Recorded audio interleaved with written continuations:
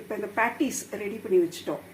அதாவது இந்த வெந்த மசாலா கலவை அப்படி வட்ட வட்டமாக பண்ணி அதை வந்து அடுத்தது வந்து பார்த்திங்கன்னா இந்த மைதா மாவு கார்ன்ஃப்ளோருக்கு மிக்ஸில் முக்கி டிப் பண்ணி எடுத்து அதுக்கப்புறம் அதை பிரெட் க்ரம்ஸில் அதை நல்லா 2 பக்கமும் கோட் பண்ணி இப்படி எடுத்து வச்சுருக்கோம்.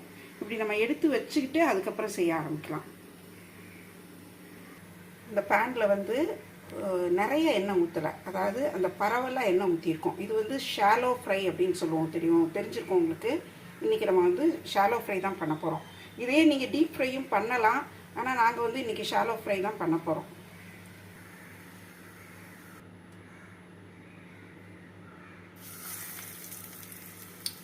நாங்கள் ஏன் டீப் ஃப்ரை பண்ணேன்னா, டீப் ஃப்ரை பண்ணுறப்போ அந்த பிரெட் க்ரம்ஸ் இருக்கு இல்லையா, அது கொஞ்சம் எண்ணெயில் உதிரும். நம்ம கொஞ்சம் பார்த்து எடுக்கணும், இல்லைன்னா எண்ணெய் வந்து